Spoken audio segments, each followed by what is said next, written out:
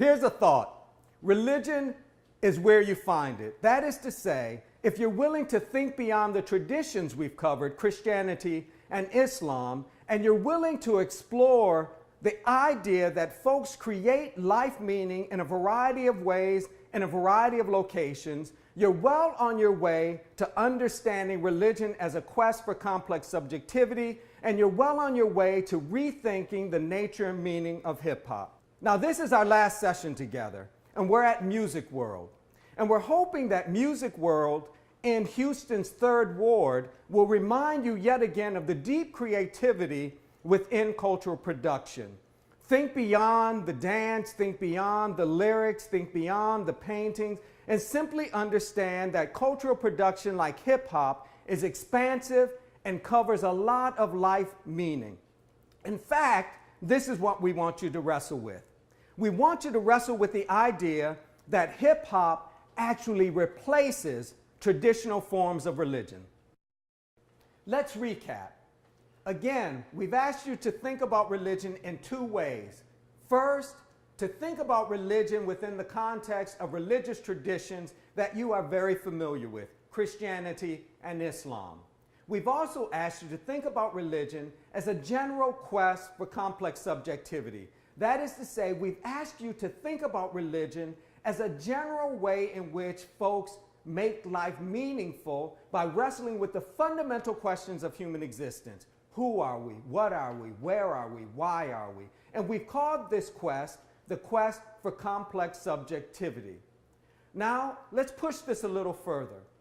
Thinking about religion as a general quest for complex subjectivity forces us to rethink 2 terms, the sacred and the secular. It's often been the case that we've used these terms to mark out very different realities.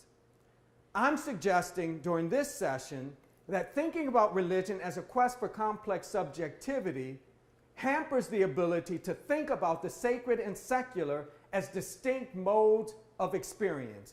Instead, we're forced to think about the sacred and the secular as overlapping, embedded in each other, pointing to the same frame of human experience, simply interpreted in different ways. Let me give you some examples. Again, religion is the quest for complex subjectivity. It's about making life meaningful. It's not confined to any particular space. It's not confined to any particular set of practices. It isn't owned by Christian churches, and it isn't owned by Islam. You might even think then of sports as encompassing this quest for complex subjectivity. Before you tune me out, just hear me out.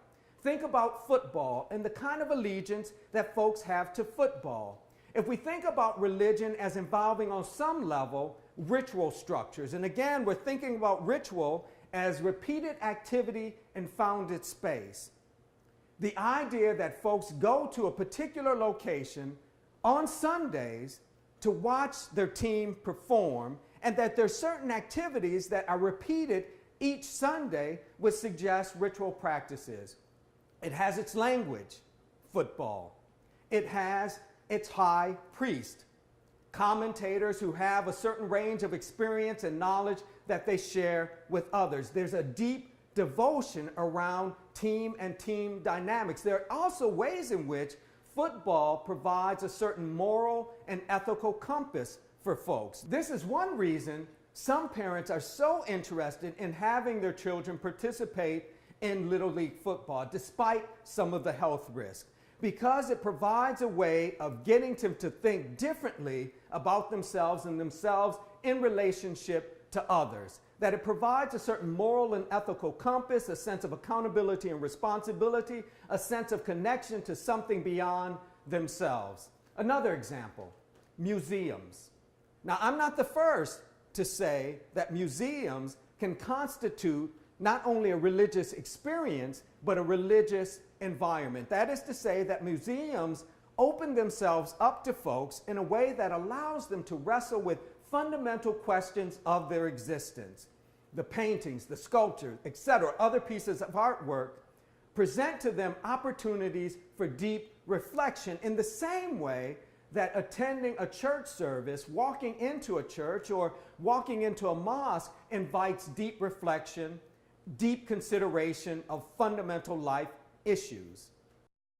So I mentioned two ways of thinking about religion as the quest for complex subjectivity that push us well beyond the boundaries of churches and mosques.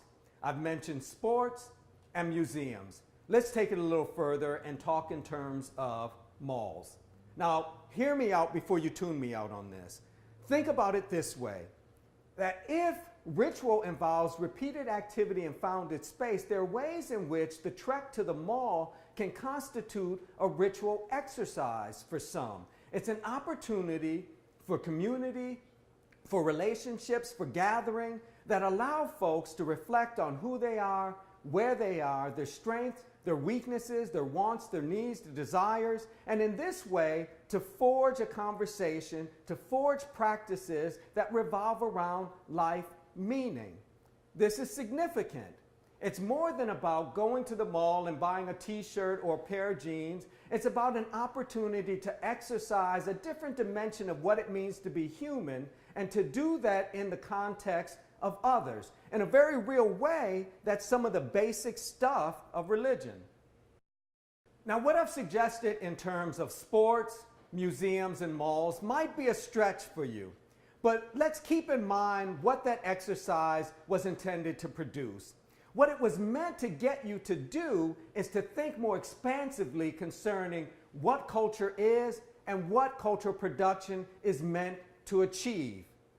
If you do that, then you've positioned yourself to understand the ways in which hip-hop culture might just do more than support or critique religious institutions. If you understand culture in this way, understand the heavy lifting that culture does, you've positioned yourself to understand that hip-hop, in fact, can replace religious traditions and in a very real way can provide folks with all they need to wrestle with fundamental questions of life meaning. No churches, no mosque, just hip-hop.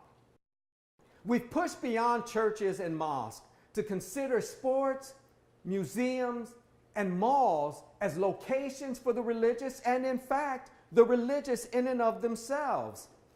Why were we able to do this? Because religion is a flexible and porous category. It captures what humans do in the process of making life meaningful, and it is without boundaries and borders. Why think about hip-hop in this way? Well, it's not just me saying you should.